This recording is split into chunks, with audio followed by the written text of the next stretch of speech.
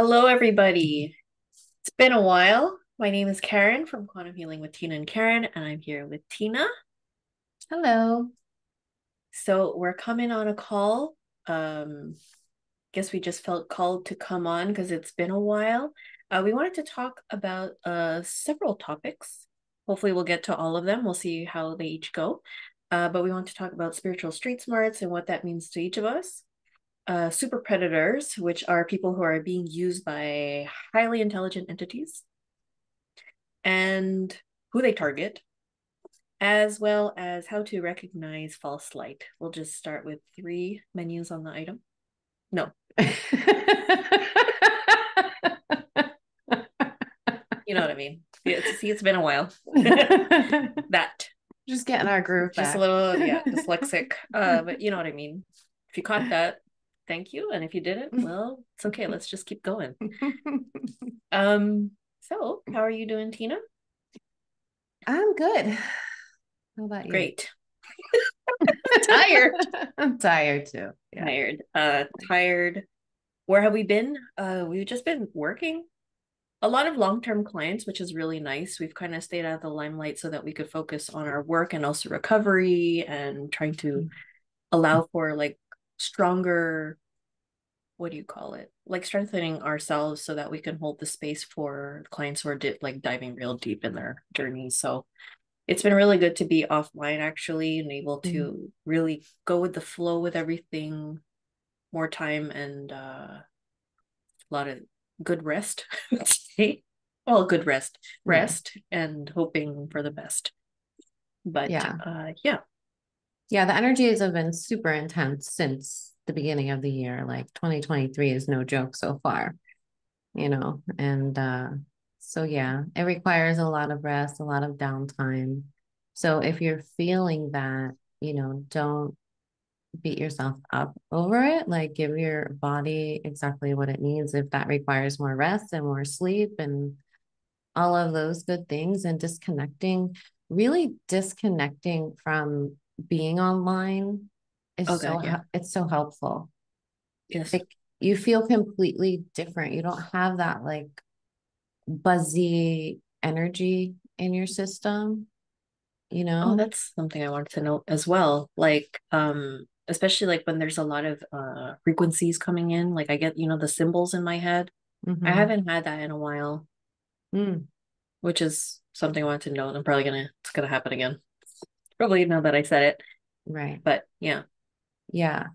Yeah. I've been noticing like way less. You get the simples, I get the hot flashes. And Mm-hmm. I've been noticing way less of those being Yeah, offline. good. Yeah. So, yeah. So we've just kind of been laying low, taking care of ourselves so that we can be in good shape to do the work. Because it does, it takes a lot of energy to hold space like that for people that are going through really deeply emotional, um, processing trauma, dealing with entities, all of those kinds of things. And it can be intense. So we have to take care of ourselves. So that's kind of why we've been not really hanging out on YouTube as much. Right. Yeah. So what was our topic? Spiritual street smarts was a start. What does that mean to you? Well, I didn't really get a chance to think about it, but I would say, we always use that word discernment. It's having that judgment to be able to determine, what truly feels good within and what doesn't. It's like not ignoring those red flags, being able to act upon, like when you sense a red flag and to keep your distance and set your boundaries. Um, it's being able to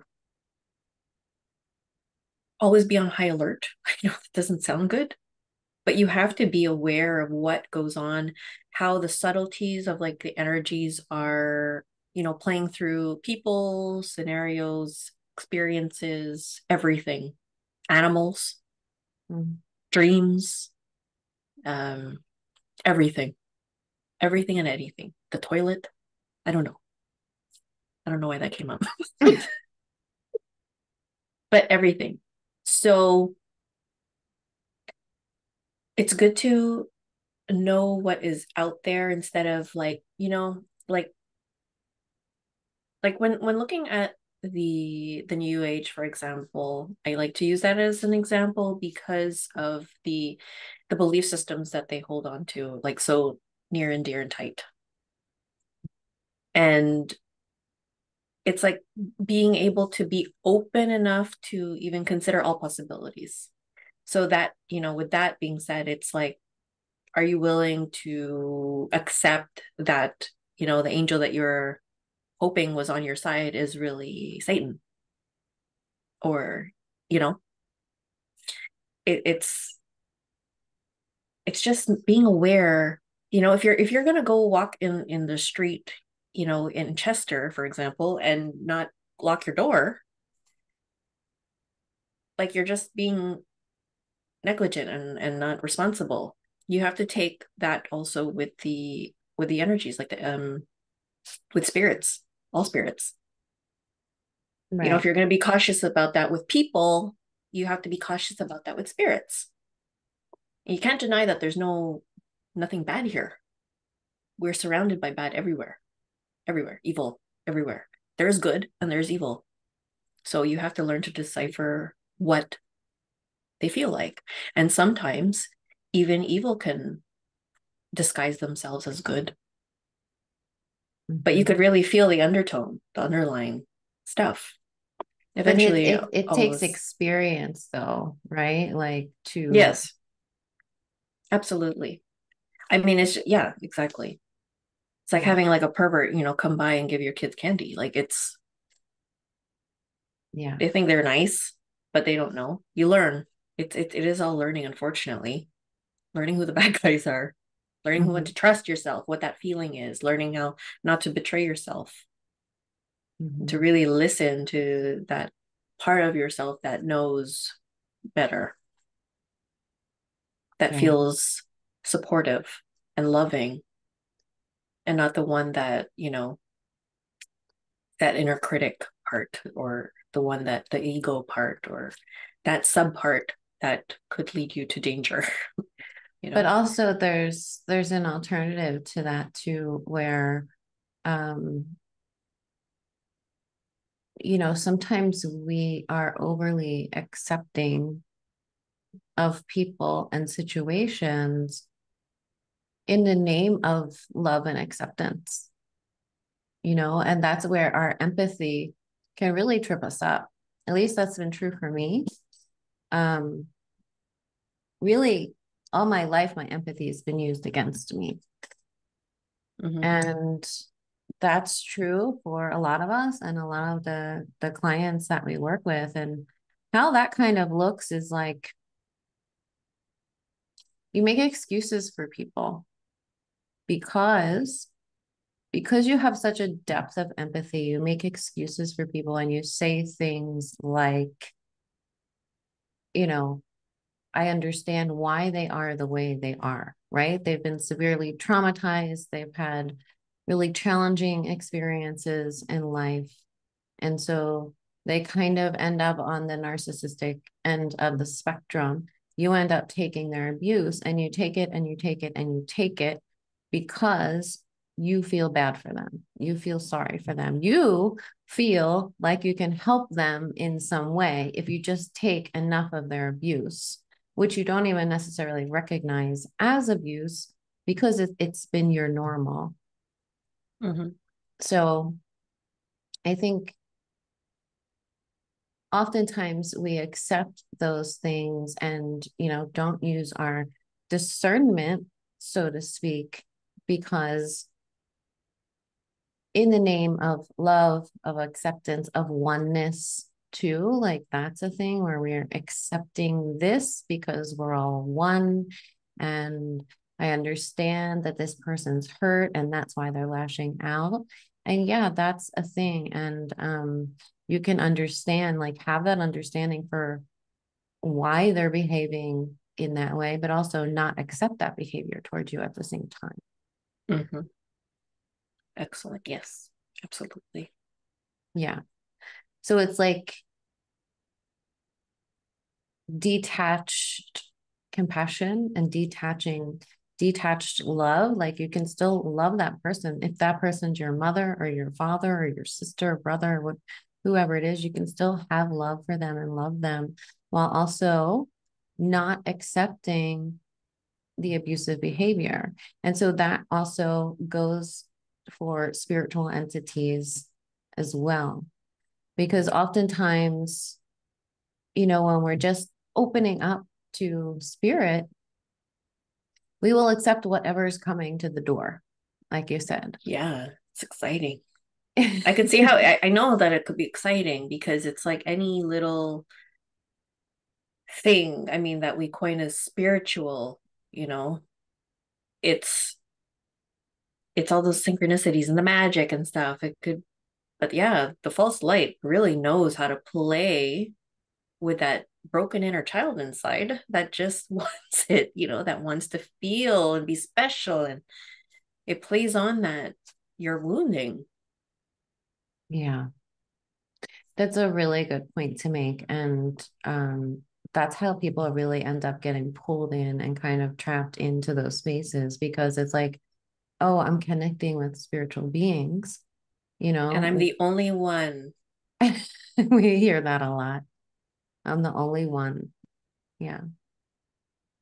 And yeah, and these beings make them feel really special and play on their ego that they have this special mission to save the earth or, raise the consciousness and vibration of humanity and all of those things. And that sucks them into this like spiral where they become disconnected from reality. Yeah, it's really sad because they generally do want to help, but then it pulls them into a different dimension and place altogether that you can't even anchor that reality into the physical. Yeah. And it becomes ungrounded. The light is a very frenetic energy. It feels anxiety inducing. It's very scattered and like all over very mental. It's a very mental Yeah, it's energy. really up. Yeah, it's not at all like the flow is so limited and it's very much like up here Yeah. and it's Yeah. buzzy, very buzzy. It's incredibly buzzy. Like it feels almost like static, I would say Mm, to some degree, like really staticky. False light energies, yeah, they feel very staticky. It feels it's like you could feel the outer layer, but then underneath it, it's like all the traumas are still there, like very tucked away. Traumas, emotions, everything is just tucked away. It's just putting that goodness like on top, and then after that, it's like the whole body's buzzing. I don't know how to explain it. yeah. And we often see that kind of energy in people that have done a lot of psychedelics, um, Hmm. and those kind of spiritual things. Because the Yeah, psychedelics open up portals every time you do them. And if it's not done in a proper way, um, then those portals open and stay open, and there's just energy coming in and out constantly, yeah, constant and you in don't know and out what's coming flow. in. Yeah. And Hmm. you don't know what's coming in out of your field, and that can cause um, just this like low level of anxiety that will then erupt into like full blown panic attacks once in a while. Yeah. Yeah, Yeah. And they will keep you, it's like they keep you pulled up and out of your body because you're not able to fully ground in and find that peace and contentment that hmm, the space of the heart offers you when you're able to anchor in there and like pull your energy down into the body for full embodiment. The whole false light like new age idea is to really keep you pulled up and out of your body so you're not grounded in this reality and you think that anyone that is 3D it has a low level of consciousness. Anyone that is grounded into this reality is either negative or has a low level of consciousness. So it's like these ideas that they are implanting into people, and you see it happening. It's almost like they're forming like their own cults, like it has become very cult like in some groups. And it's interesting because they aspire to have this high level of consciousness, yet they're looking down on people that they view as less than them. Right. Which doesn't really work if you're, doesn't work. Yeah, and what that's bringing to mind is that documentary that was just done on what were their names, that couple, Oh, Eldora, Aldora and Simon. His name. Simon. Simon. Yeah, sorry. You have to Yeah, say it like that. Simon. Simon. Already it's a red flag if you change your names to funny things. Like, come on, just be real and Well, use yourself. Be yourself. It's like, yeah. okay, what's on the resume? I'm a raw. Like if you associate yourself with some other being or outwardly being, I don't know what, like that, you do yoga, uh, you drink chai or whatever matcha, whatever it's called, tea. You go to, Bali, um, all those things like, oh, and I went to Peru and I climbed a mountain and stayed in a cave and played a played a bolo. Like, I don't know, like, those kind of things. It's like, okay, it's like the things that, like they make fun of us for being spiritual, like in the mainstream, Yeah. like those mockery type situations.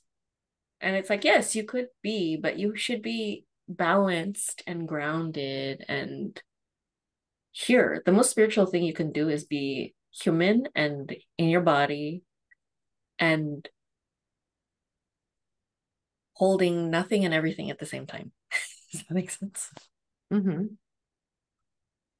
Yeah. Yeah. It's not the things that you do or I don't know. Well, it's It's kind of lacking depth of something. yes. Yes, there's a lack of depth, and it's kind of almost like transplanting, the stereotypes of like it's a stereotype of Yeah. spiritual people. Yeah. It's like you're missing the point. And it's like you just want them to, it's like right here. But Yeah. it's like the ideas of spirituality feel like it has nothing to do with this world. It has to do everything to get outside of the world, connecting with things that are not here in the physical. Like my higher self can only speak to your higher self, but us physical, no. Like we're not even allowed, I feel like to a certain degree, like not feeling worthy enough to accept that the higher self is you, And then that you putting can your guide. right, and then putting your trust in others outside of you, like we saw so clearly in that documentary with that couple, how these young people were putting all of their trust and love and faith into them to be Yes, guided instead of absolutely. connecting with their own selves, their own higher selves, their own intuition, grounding in healing their trauma. I think that's a big part that is missing in the spiritual community is healing of the trauma, inner child Yeah, work, healing trauma. absolutely. Even in quantum healing, a lot of that is bypassed in order to, get to this like the higher realms, and to explore Right. spirit I and mean, things like that. I We're, think you could do that, but you got to be safe. yeah, yeah, You and could definitely do it. do it at the same time where you're actually not bypassing your trauma, but you're healing it. Right. Totally. Because then it's like I feel that's like when you start to open yourself up to the super predators, right? That's when they do come in. Like having like those two quote unquote gurus playing on taking advantage of people's vulnerabilities, they attaching or having that inner child of those, very insecure, codependent, wanting, mommy, daddy, acceptance, and all of that, and being taken advantage of to serve the higher purpose of these gurus while pretending that it's for the highest good of them, their growth and whatever, but they're being abused. They're being It's abuse. abused. Yeah. They're masking it as abuse. Yeah, I mean, they're masking it as that, but it's abuse, right? right. Yeah. Gotcha. Sorry. And Let I me feel reverse it again. like spiritual abuse is some of the worst abuse, because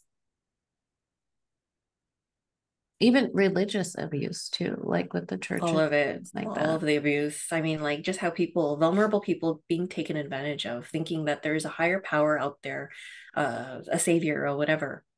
Doesn't matter what. And that the guru is the only one that has access to that. They don't yet embody or believe in their own divinity. Yeah. Unworthy, Unworthy, completely right? unworthy So, of accepting that they have the abilities to do exactly what the guru could do. right. And But the guru who's channeling these false light entities and yeah, and AI. AI and outwardly abusing people. Yeah. And, um, the question comes up a lot. Well, are these people like truly spirited humans? Are they just asleep? Is there something different about them? And I do think that, you know, Jesus talks about the wheat and the tares, right? And that the tares grow among wheat and they look identical. Mm-hmm. When you look at someone, unless you're truly psychically in tuned, you might not necessarily know that they're a predator. Um, yes. It just reminds me of the fucking show we watched together, Dateline, with that boy. Because Oh, Tina and I are usually really good at, we like to watch Dateline or 2020 just to profile. And there's the one episode that we watched, and we just could not put our finger on this person. That scared me because we're yeah. usually could solve the mystery in the opening credits, like before when they introduced the show. We're like, it's him, her, whatever. This one, I couldn't do it. Like I admitted, I was like, I didn't know. Like he fucking fooled me. That's a super predator. That's a super predator. Like super, Yeah. where I Yeah. didn't even get a body reaction to him. Right. There's like when we come in contact with predators just in general, like you do get, I feel, you feel it. There's an undertone there. There's something off, whatever. But this one,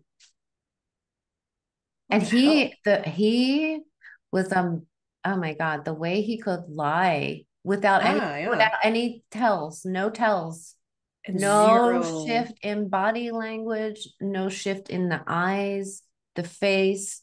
it He wasn't even dead-eyed. You know what I mean? Like it was still there. It was weird. I don't even know how to explain. Like really high level entity at hi. work there. High. To be able to camouflage like that, to be like when you say wheat and tear, like you really couldn't fucking tell. Yeah. That's what really brought it up. Like I was like, shit. And that's the scary part because we're seeing more and more of that kind of super predator being unveiled, Yeah. where even to a highly trained, say body language expert, which I am not a highly trained body language expert by any means, but I have been profiling psychically all my life, so to not be able to pick up on It's the that first time for me. was scary. Yeah, was. And Anyway. so oftentimes in our work, we have clients that come to us that have met, fell in love with one of these super predators, and they leave that relationship devastated. Completely. It's really sad to see and to watch someone like, really scold themselves for for not being able to do or act or letting it happen for longer than it should have.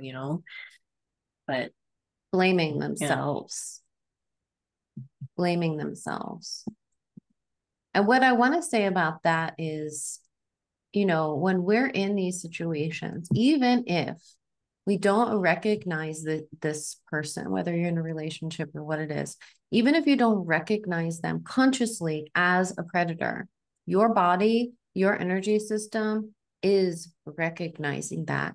And your body and your protector system is doing what it knows how to do in order to keep you safe. It is a physiological response. This is not something where you can just say, I don't know,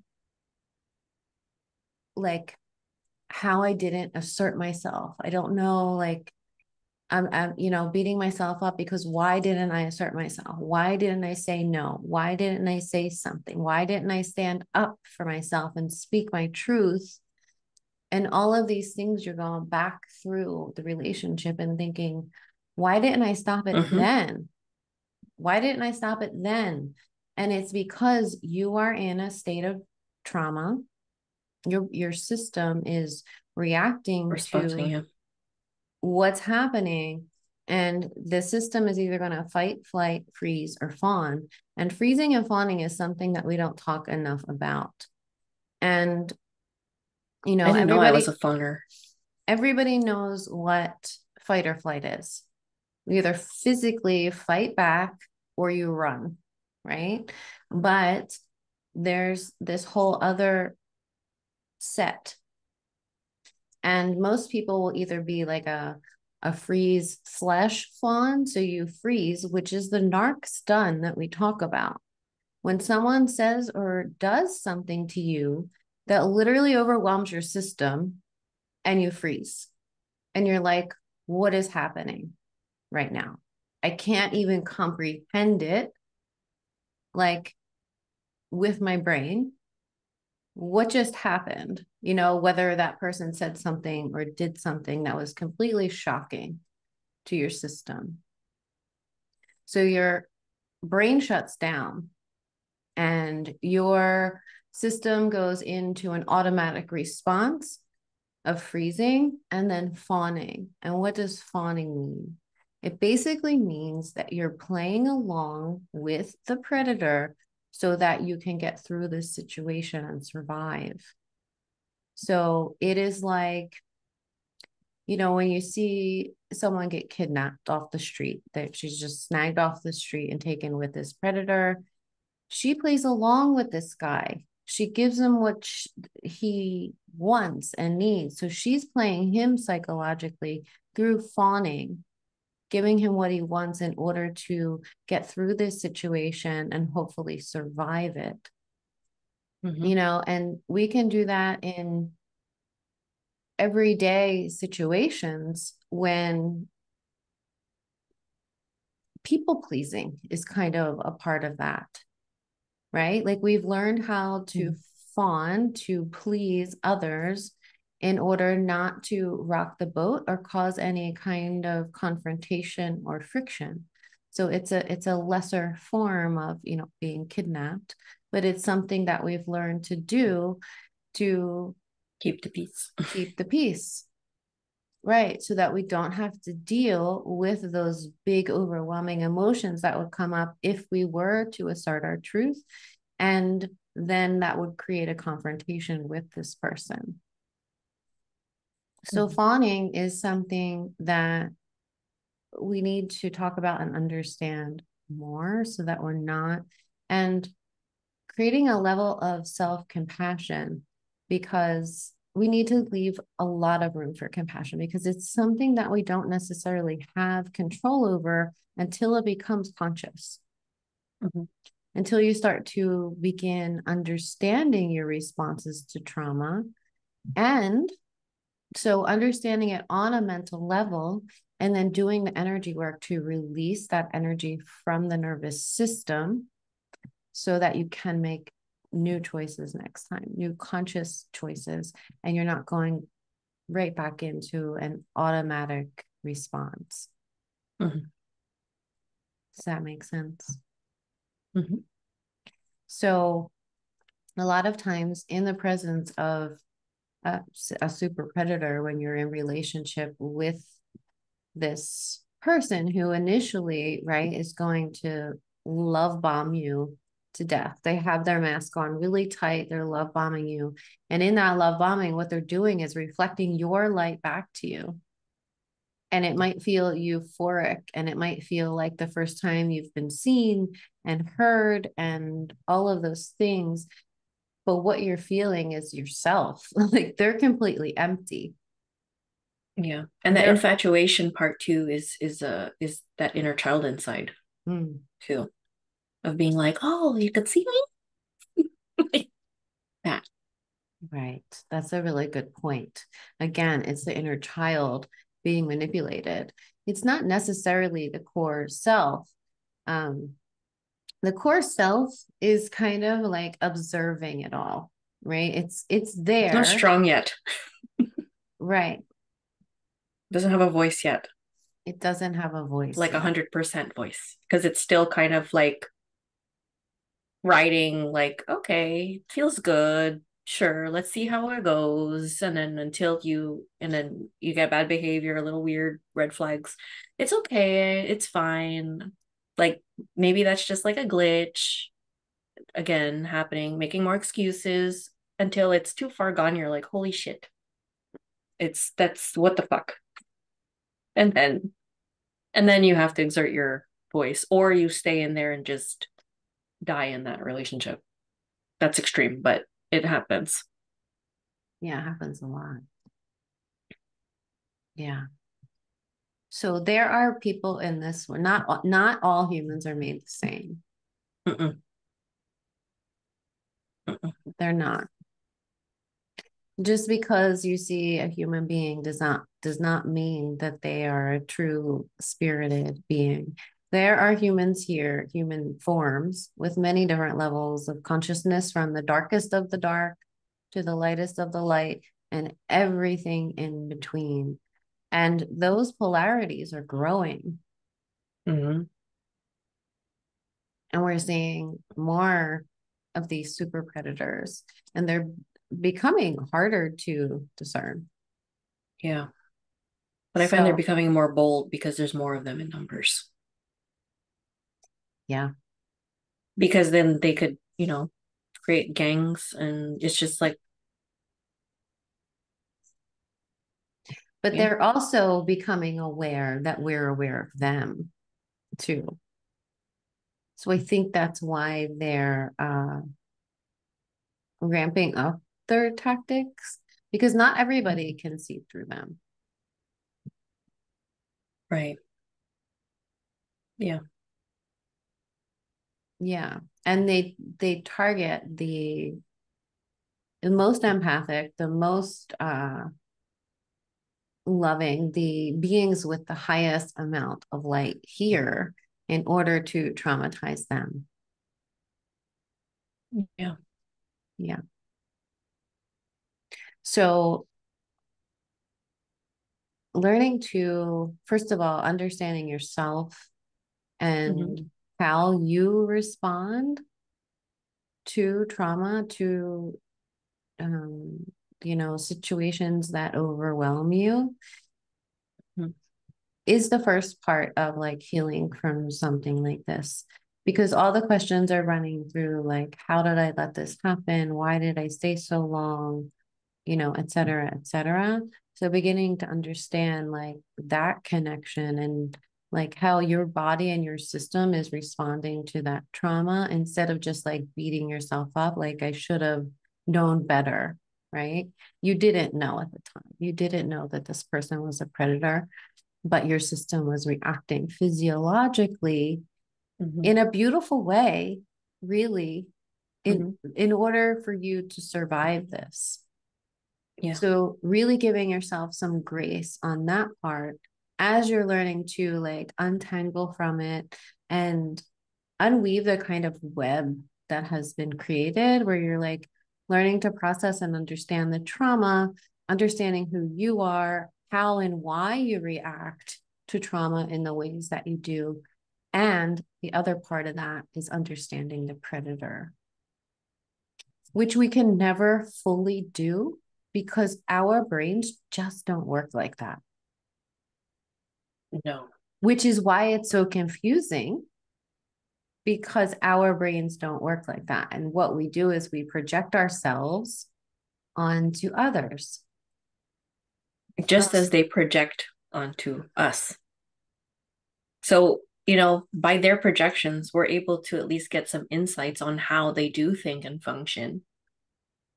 But it's really twisted. It's so Right. twisted. For example, like when they're blaming you for cheating or whatever it is, it's usually something that they're doing. Right. And your projection is making excuses for them. Oh, well, they were hurt as a child. They were traumatized. So that's why they act this way. And that's why they do Yeah. these things. Or I didn't give them enough attention, Yeah, whatever. Like you bring it inward. right. I didn't do enough. I'm not enough. Yeah. There's something that I did that made him or her react in this way when they should be fully responsible for their emotional state. It's not up to you to control how they feel. Fuck yeah. Yeah. And we're projecting ourselves onto them too, thinking that everyone has good intentions. I used to do that a lot in my relationship, thinking that, okay, he's just, um, a screw up or whatever, but he couldn't possibly be doing this intentionally. Come to find out, he was doing this intentionally the whole time. And it was something that I just couldn't wrap my head around how someone could do that to intentionally hurt somebody. But it's that way that they break you down to disempower you as they're just siphoning all of your light because they can't generate life force energy on their own. That's why they need a source of supply in order to draw from you, to drain you, as they're just like suppressing everything about you, everything about who you are. It's just like this dark cloud of suppression to keep you contained. That's why I think they're here. I think they're here to keep the real spirits contained. I think Mm-hmm. that's what their purpose is here Yeah. In a pod. in a pod. Yeah. Yeah. So the red flags of the super predator for me is that they're highly intelligent, very articulate, but their words are empty Mm-hmm. and their actions don't match their words. Their energy doesn't match their words. So there's the conflict between those things. It's like somebody's telling you one thing and doing another. There's a big disconnect there, and that's something you definitely need to watch out for. Yeah. It Often, could cause like a very confused feeling inside when that happens. When the words and energy or actions don't match, you have to be able to kind of cipher that and be like, that's weird. That's a red flag. right. If you're feeling confused about someone, that's a red flag. if that's making you question yourself or feel confused, then you know something is off here. One of the things I always ask myself when I'm in those like uncomfortable kind of sticky situations with people like this is that something that is that how I would behave, say, act, like whatever it is? And if the answer is no, then I know it's an inappropriate behavior or response or whatever. Um, and then you get to make that decision. Do you want to keep contact with this person? Is it worth it to you to bring up, to use your voice to say, when you do this, this makes me feel a certain way, and then you work that out between you. If that person is open to that, that would be another, maybe just traumatized but stable person. Super predators might tell you that they're going to change and they're going to do the work, but they never do. So that's another red flag to watch out for. They will They talk. don't have the ability to do so. They don't, because they don't want And they to. don't want to. They Yeah. don't want to. They're Mm-hmm. perfectly fine being who they are. They really don't want to change. So they might just keep telling you they will in order to keep stringing you along, but they never will. So that's another red flag. And someone that, they will talk a lot about how they love their children. That's another weird thing. Like they will talk a lot about it.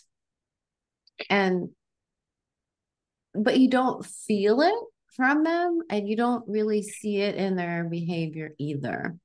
But they'll talk all about how they love their kids so much. So that's a red flag for me Or too. it's like when I heard someone do that, like, oh, and yeah, no, it kills me to like be away from them for the weekend. And you're like, does it? Like it feels funny because it doesn't match. Right. You're just like, why'd you say that for? Yeah. Like, They're trying to prove something to you.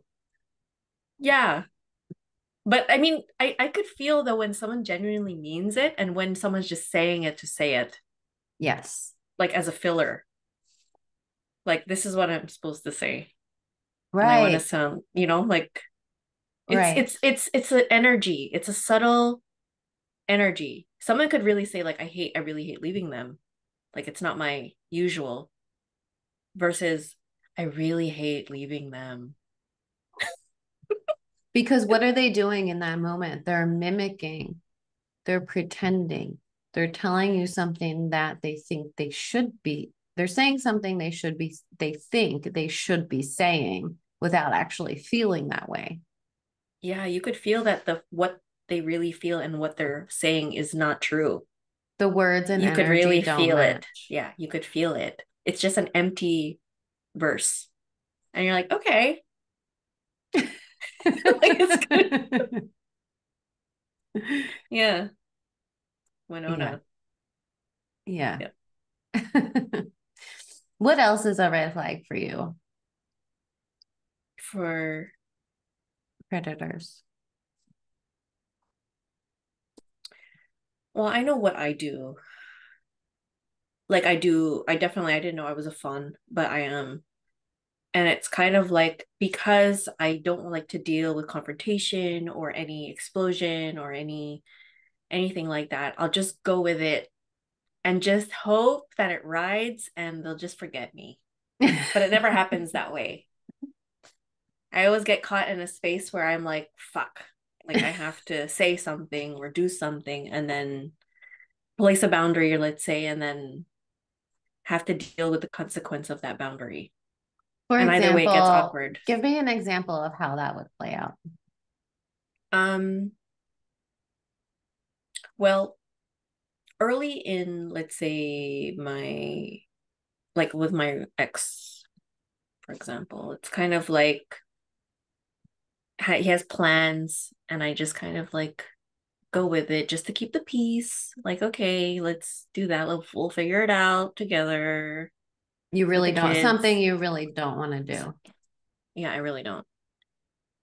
And he's trying to make it like as if it's my idea, and I kind of like, okay, yeah, sure, whatever, we'll go with it. And then eventually, like, when it really conflicts, like, it builds such, inner turmoil inside, because you're betraying yourself ultimately, and you're letting them get away with some kind of shit. Like they're stepping on boundaries and not really giving a shit if you have boundaries or not. And then I have to say something to kind of rectify the situation, and kind of went a little too far gone, and then have to deal with the explosion of like the petulant child or the sad baby bird. Hmm. And then it's like, now I'm an asshole again, but I should have fucking said it from the get-go of like, no, it shouldn't be like that. I don't want, or I'm not going to engage in that kind of whatever, Mm-hmm. especially when you're feeling like energetically kind of like coerced into it, because my old, Energetically yeah, coerced. like Yes. my old, um my inner child self is still programmed to that energy, because let's say we've been together for decades type thing, and it's like, okay, but until you're able to really take the driver's seat, exert your energy and really push out and set the tone. Once you're able to set the tone of the environment instead of the other way around, or walking on eggshells, then they will act accordingly. That's how it shifted for me, when I really like pushed back and said like, okay, go away, like get out, and what's wrong with you? Like calling him out on the bad attitude. What's wrong with you? I never used to do that. It's just I just didn't want to know. One, and two, I didn't want to deal. You didn't want to deal. Mm-mm. No, as a voider. I grew up an avoider, but I was raised by a voider, so that's I don't know better. So, and I thought that was really interesting. Just a side note of how um early on you would tell me, like when I would try to ask you a question or try to imply something, like make it your idea, and I was doing the same thing, make it your idea, or not knowing how to ask, and you're just like, just ask me what you want, and I'm like, I don't know how. I really didn't know how, because if you say no, then I feel stupid, or I shouldn't have asked because I'm not worthy to ask to get my needs met, or something like that, because I don't know what it's like to be in a healthy relationship, or that healthy relationships exist. You just kind of have to not bother anyone and just kind of like roll the apple towards you and hope you get it, you get the message. um and being like, when I was visiting my parents, and my sister lives there, my mom, she sat next to me, so I was between my mom and my sister. And my mom, she has OCD and stuff, and she's passing my sister the remote, and she's like pointing with her lips, because Filipinos point with their lips, like over there, that one over there. She's saying to my sister, I don't know where this goes. And she's pointing to where we put the remotes. So she's like, I don't know where this goes. Pointing to it. And I'm like, Mom, why don't you just ask her where you want it to go? Like, just ask her, go, could you put this in the remote box?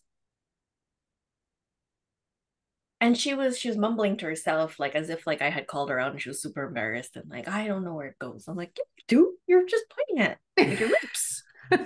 And pointing like, here, it's there. Like it's really like, I don't know where this goes. It was weird, like just to see that. And I was like, wow, wow, I get it. Because even my younger sister's the same. Like we're the same. We don't know how to ask. She doesn't know how to ask too. Um, Even my older sister, she kind of goes around like making excuses before she could ask her question. Not just like, hey, is it okay if blah blah blah?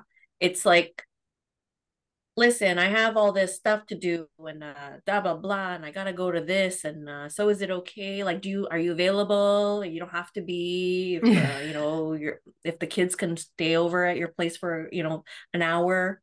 Like, you kind of have to set the thing before you can get the courage to ask what the real question is. And it's just like, hey, are you available? Can you watch so and so? Yes or no? Next. Like it's interesting to observe that, and how we were raised not to be able to feel worthy enough to ask or to get our needs met. Hmm. Yeah. So I carry that along in my very unhealthy relationship where it was expected of me to be the, the subordinate and just take it and do what the man asks and be subservient and all of that. There was a split part of me where I was just because my ex is Italian and his father was very barbaric in a sense of like very old school, slapped his wife's ass, called her woman, like very deeply and meant it, but as a joke. And I remember I refused to get with the women in the kitchen. I refused to serve. I refused to pick up their plates and then serve the salad. Like, no, I'm not doing this. I'm sitting at my seat. And I was telling my ex, I'm like, you go serve me. I'm your guest. It's your house. Like, why do I have to go serve you in your own house? Like, that's weird. And I refused. I was just like, no. So there's part of me that was still being rebellious. I still had that part. But then eventually it's just like you just let yourself go and you're just like, I don't want to deal with you. Like, I really don't love you underneath it all. So I'm just going to go with it because I don't want to deal with this. Like, this is not really love. Yeah. Well, that energetic coercion, I love that. Oh, thank you. Um, because you feel energetically coerced into things. It's not always even what they say or do, it's the energy that they are Yeah. projecting at you. So you feel like you obliged. I Right. feel obliged. Like if I don't make that choice, and it's interesting how it You know you're it going to get works. blowback if you don't make the right choice. Right. And I don't want to deal with that. But yeah, it's interesting phenomena how they could without words. And then Mm-hmm. it's like and then I find myself asking, like, do you want to do the thing that I don't want to do? You know? Right. I'm like, is Right. beloved? Because you're trying to make it better. Like you just don't want to feel that energy being directed at you. Yeah. So you're going to give them Eggshells. what they want, which is fawning. You're giving them what they want so you don't have to feel that energy.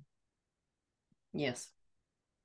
Yeah, because your body's already responding to what's happening. Like they're creating the exact same anxiety that you're creating. Like you're just mirroring each other, except you're the one who's the sucker to do what they want without even fucking saying it.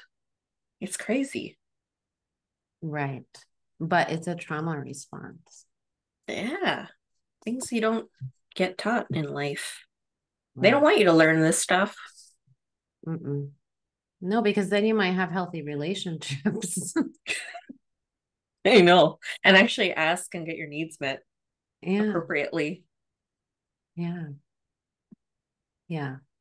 Yeah, that energetic coercion, that's really big. And I think that's a big part of what people can't explain when they're in these kinds of relationships with these super predators. Yeah, because you can't just because they can say because again, how like my son has that tendency of like, putting words in your mouth, like, oh, it's because of blah blah blah. And I'm like, I didn't say that though. I never said that.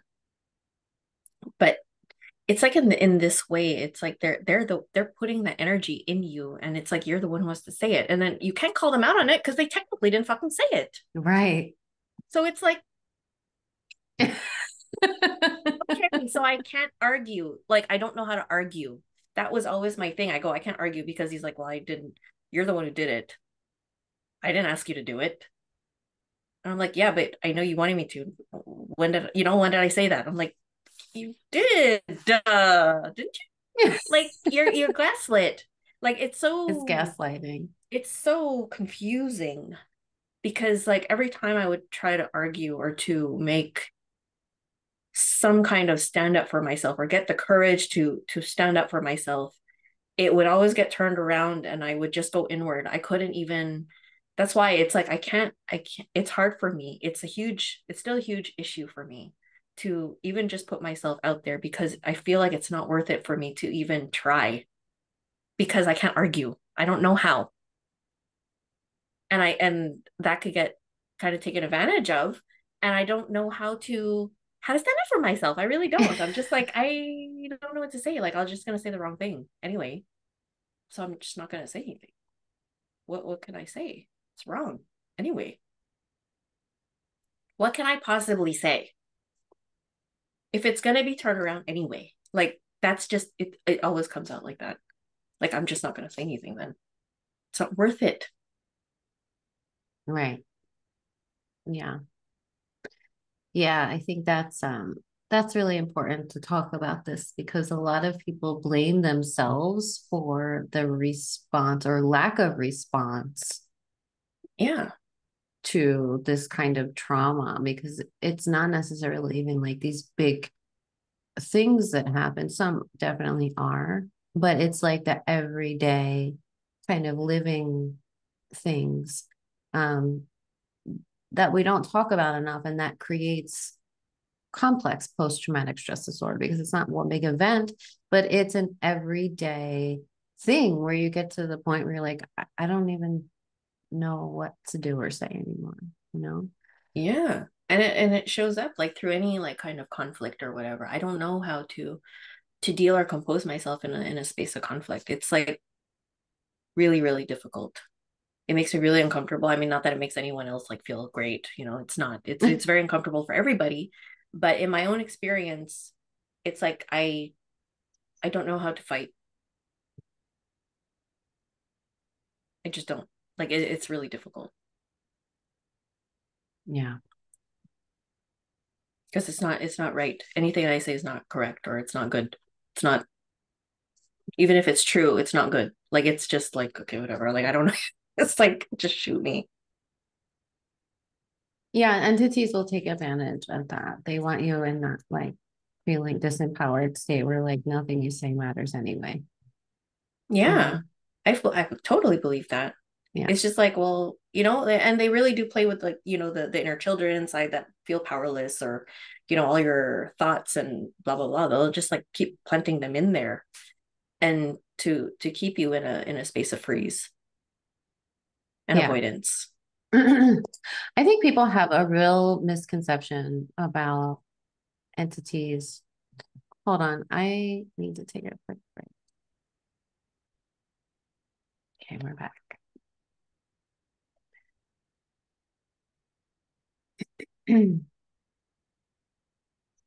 So yeah, it's a really complicated subject. Um, Unraveling like all the layers that are involved with these kinds of relationships.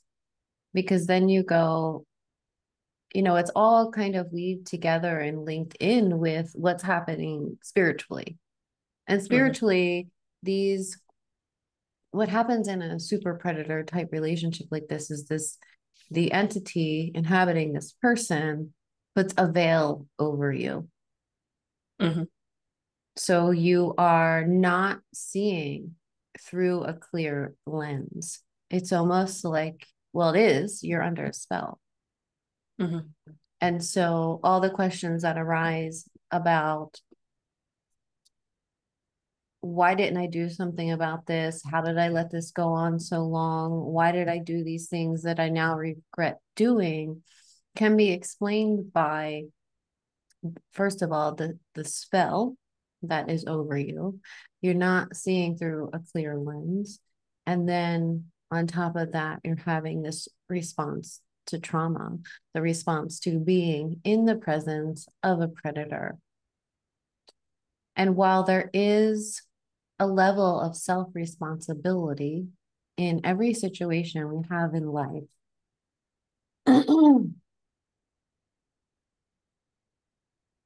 there's also, we also need to leave a lot of room for self compassion in understanding this kind of dynamic and how it plays out and how um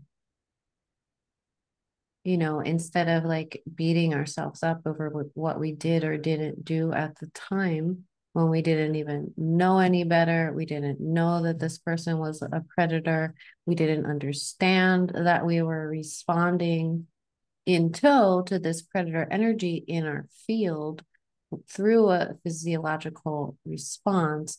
We have to learn how to forgive the self for Mhm. what we didn't know at the time, and how we let this go on so long. And then Definitely. as we do that and unravel those layers and begin to understand the dynamic and how that attraction point can even be created, right? Because it's really created through that attraction point to the inner child. The inner Mhm. child within us that feels unseen, unheard, unloved, unaccepted, all of those wounds that are really deep within us. Finally, it's like this magical person shows up and fills in all of those voids. But none of it was ever real to begin with, which is really hard for people to grasp. And that's where the Yeah. confusion comes in, because you're like, he was so amazing. I know that he loved me and all of these things. Like, how I know he has it in him. And so you keep bringing yourself back to that, hoping it's going to change, because I know he has it in him to love me, when it really wasn't his love that he was giving to you. He was filling your voids by reflecting back your own love to you. And then once, because they can only hold on that mask for so long, it starts to slip. It's too much energy for them to keep on that mask, because they can't generate their own energy. So they're stealing energy from you in order to keep the mask up. It just becomes exhausting, and it starts to slip and slip and slip until it's just gone altogether. And you're like, who is this monster? Yeah. Yeah. And Yeah. how It's did very it's, multi-layered. yeah, who is this monster and how the fuck did I end up here? Yeah. Real far in. Sometimes 2 kids later. Yeah, it was 20 Yes. years for me. Yeah, 20 years. Yeah. It's just like So, the trauma bond, just like the magnets of that trauma bond are so strong that it's like, whoop, like you just finally someone's looking at me. It's like your bar is so low anyway, like you have no self-worth that you're like, okay, let's settle for this one. And well, you're not really saying that, but I was like, oh my God, what a prize. yeah, right. What a prize. Like I can't do any better. So, but I mean, I have to say, like in the reflection point, like at when once you reach like that point of no return and you're like, okay, I'm at a choice point. Will I stay or will I go? You make a choice. I went for I'm gonna go. And it gave me a good, getting out of the bubble, getting out of the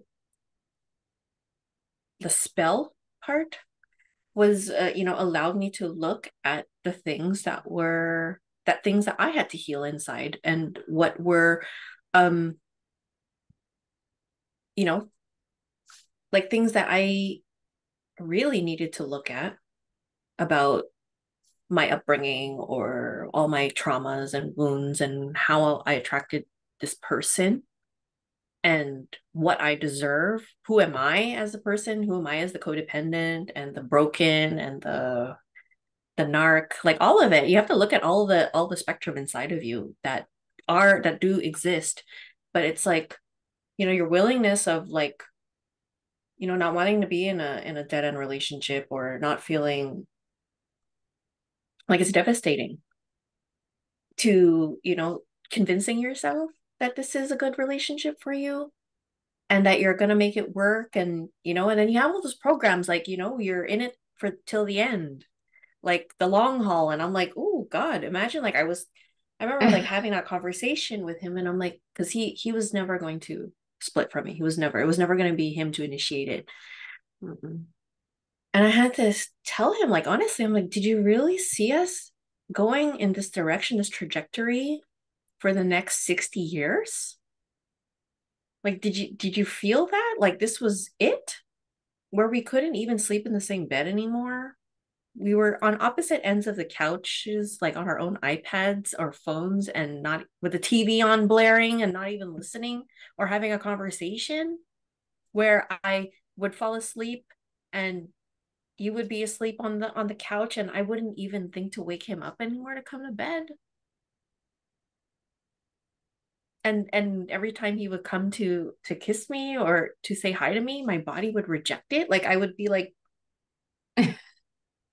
literally like my and I would scold myself and be like, you have to kiss your husband. You know what's wrong with you? And then I'll be like, yeah, you're right. And he would come and I'd be like, my body's like, nope. It was the weirdest, but it was so weird. The weirdest thing. The weirdly weird. So I mean, I had to see that and accept the choices that I had made because I made these choices. To some degree, I had approved something.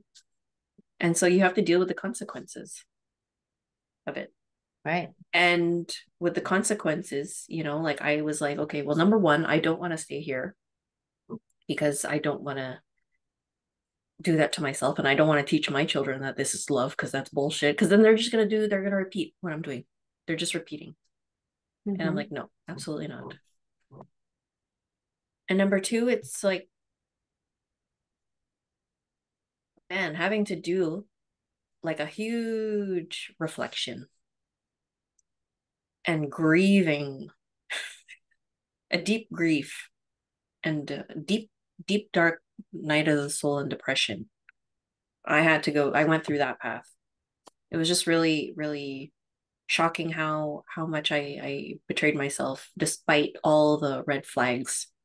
Like I had like a whole treasure chest of red flags. It Yeah. was it was Looking back, you yeah. can see them, but when you're under the spell, you can't see them and you make excuses for them Yeah, I and made lots of things like excuses. that. But it takes a lot to break that spell. Like, usually it has to be like either you just can't take it anymore or there's something kind of shocking that breaks you out of it, and then you can start to see more clearly what's Yes. happening. I don't think I would have been able to really fully reflect 100% had it not been for our relationship because like no one would ever have the balls to be like, just ask me what you want, you know, like straight to the point and be like stunned in another way, like, oh my God, I actually have to ask, what does that mean? you know, Yeah. and reflect on that. Yeah. It's interesting, coming out of these kinds of relationships and beginning to experience your own energy without all of those cords and all of the entities influencing you and those like heavy clouds of suppression, which also clouds your judgment because you're Mm-hmm. under that heavy cloud of suppression. That's what it felt like in the house. In like just walking in there, it was just like this heavy cloud that would come over me. And it does, it zaps your energy, it makes you tired, it takes your clarity. You can't make the best decisions for yourself. It really is, when it comes down to it, it's all energy, what's happening there and how they're um that heavy cloud of suppression that comes down over you and then the energy siphoning that's happening. um it's a miracle that anyone comes out of these relationships and can begin to heal themselves and reclaim their power. Ultimately, it's about us reclaiming our power from coming from that disempowered state where we're looking to somebody else to make us feel seen, heard, loved, and accepted, and Mm-hmm. begin to give that to ourselves. Mm-hmm. Because we can never feel lonely when we're fully connected to our divinity. And when 100. we're fully connected to our divinity, our true source energy within us, there's no voids to fill. So any love that you receive on top of that is just like icing on the cake. It's not completing you or making you whole or making you feel seen, heard, loved, or accepted. Those are just like nice kind of afterthoughts, because you're already doing that for yourself. And I think that's the lesson here of these relationships is learning how to do that for yourself so that you cannot be predated upon by anyone else Yeah. because you're no longer carrying the victim consciousness. Mm-hmm. Or the savior in the relationship. Like I gotta save them. Right. Exactly. Yeah. And when you do Exactly. the So there's healing, no attraction point anymore to either being the savior or the victim. yeah, because you're There's taking accountability for yourself and you expect your partner to do the same. And you actually have a bar. Like you set a bar, you set a standard for what you deserve. And if your partner can't reach it, you either have to have that awkward conversation or you make a choice.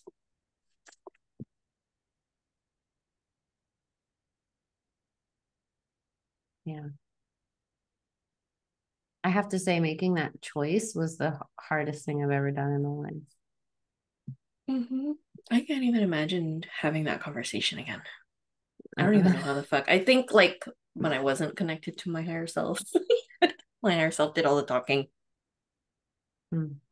Like, or something higher than me or my inner wisdom just like said, sit down, girl, I'll do it. Because I was so firm and I've never been so firm before in what I wanted, what I had to say, how I had to say it. It wasn't like I was purposefully hurting him. I was just stating the facts. Well, I think that's a really good point because we all have these multidimensional aspects of ourselves, everything from our inner child to other sub parts, fractalized aspects of ourselves, our psyches. And then we have higher versions of us too that we can tap into at any time. Anytime we need to feel powerful or channel that energy, we have access to Well, that. to the point that integrate with that part, Right. that it is your everyday conscious awareness and beingness. Right. Exactly. So the whole goal of healing is really to embody more and more of your divine self or your higher self, your spirit, whatever you want to call it. It's actually grounding that part of you in so that it's in the forefront. It's not just like your inner child's leading the way or other aspects of you, but it's that higher part of you that's really grounded into the body and making sound decisions, able to discern properly, and all of those things. And so, why we do a lot of body work in our body scan sessions is to release all of this trapped trauma energy from the body because you Mm-hmm. you can't reach higher states of consciousness or higher states of awareness when you have all this trapped energy in the nervous system, and that trapped energy in the nervous system is what makes us respond to these situations through fight, flight, freeze, or fawn. They're just Yeah. automatic responses because that trapped trauma energy is in the nervous system. But when we start to release that, we have more room for the spirit to anchor in Yeah. And and to and integrate the other parts. right, to integrate the other parts, the inner children, and to have the higher self lead the way and anchor more fully into the body. So there's not that like frazzled trauma energy really stuck in the nervous system, but that you can make clearer decisions and Yes. and have clearer discernment, because when you have all that trauma energy trapped in the nervous system, you're not clear enough to discern because you still have those attraction points. So when you say, like, does something feel good to you? You know, if you have a lot of trauma energy trapped in your system, and I come, or say like religious trauma, and I come to you and we to talk about entities and things like that, that might not feel good to you. That doesn't necessarily mean it's not true. Correct. Correct. So a big part of healing is releasing this trapped energy from the system, because you never had a safe place to process through it, right? Mm-hmm. Usually when we experience trauma, there's not a safe person to go to process through what just happened. So that energy gets trapped. And then throughout our life, it becomes an attraction point for more trauma. And then it just builds and builds and builds and builds until the vessel, which is it's like our antenna, right? It's how we lead through the world, deciphering situations and people and discerning all of this stuff that's happening. And if it's clogged with trauma energy, then you don't have a clear enough vessel to discern properly. So part of attuning that discernment is beginning to release the trauma energy so that you can have a clear channel in order to do so. Because the Yes. reason why we keep ending up in these relationships with super predators is because the vessel is not clear. Yes. And we're not taking the full seat of the driver's seat. Right. We have other split parts that are, still wanting that affection or whatever, that false sense of love or Mm-hmm. attention. Yeah. Yeah. So Yeah. how to become unfuckwithable and impenetrable to these super predators is to do the healing work, um, releasing that energy from the system and integrating those parts of you that feel unseen, unheard, unloved, unaccepted, and becoming more whole, integrating those higher, wiser aspects of yourself down into the body, like allowing for that spirit to take up more space and really reclaiming our power, realizing that we are powerful. I think humanity's been so beaten down that we don't even know how to be free. No, it's scary to be free. We want it so bad. The idea of it sounds enticing. But yeah, it's the same like when an example, it's like, like these moms, hardworking moms, and then they're like, oh, I just want a day off. And then when it comes to their day off, they don't even know what to do with themselves. And then they waste the day. It Right. only took me time after I quit my job to really get in tune of like the everyday without feeling guilty or just allowing myself to just do whatever the hell I wanted without feeling so bad about it. Right. But And yeah, it's also a lot easier for someone else to be telling you what to do when you yeah, and have to you'll, take full responsibility for self. Everyone wants freedom, but nobody wants to take full responsibility for themselves. yeah, that secondary gain. Mhm. Yep. Yes. Well, So, yeah. So it's good to, also like with the spiritual stuff, it's like, yeah, being human, a grounded human being and taking accountability for yourself and your everyday is all part of the spiritual stuff. I think that's what's lacking in the spiritual community. It's how to be human. And because we're really wanting to just be a Syrian or a Nepturian and just blaming it, it's a lot of a blame thing, or superior, inferior. It's all like those attachments and those, it's very ego.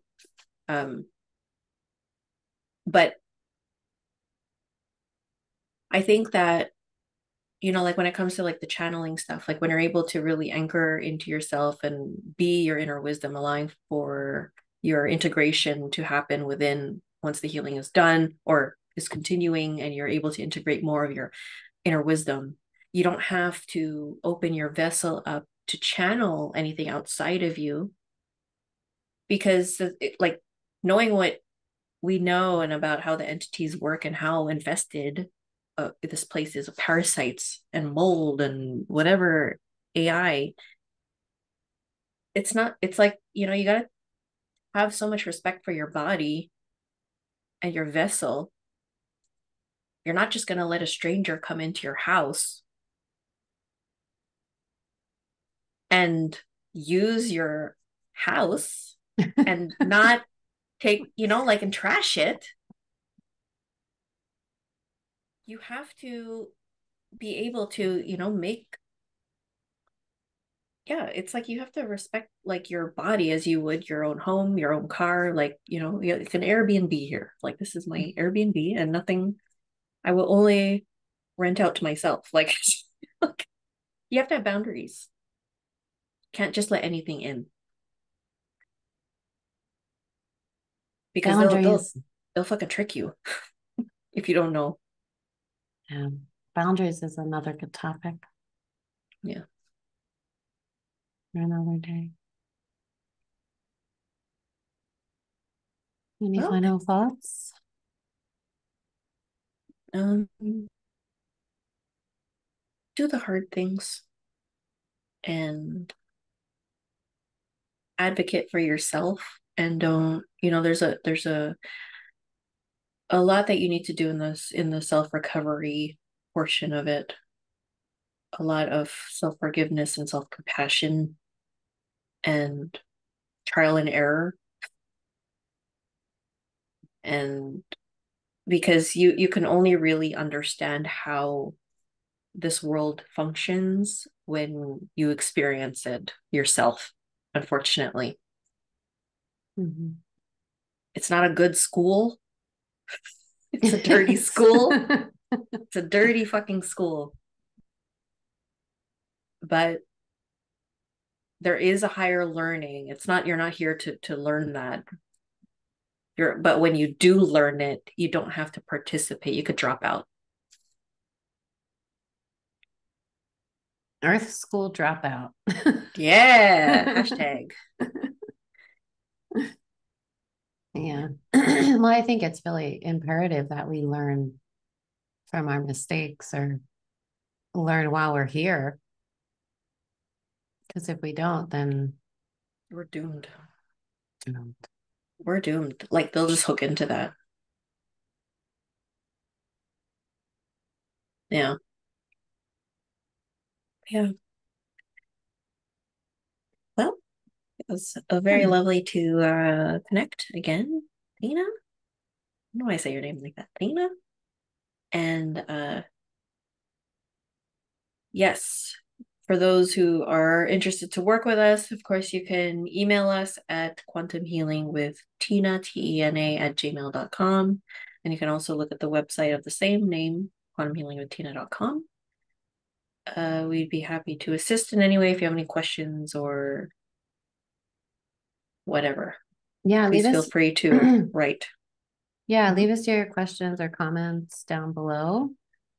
I'd love to hear any experiences that you've had with super predators and how you got yourself out of that situation. And if you had any like paranormal or spiritual, I guess, experiences in relation to that. So, yeah. Well, it was good to be here on YouTube again. And I don't know when we'll see you next, but we'll see. We'll see you next time. See you guys next time. Peace. Bye. Bye.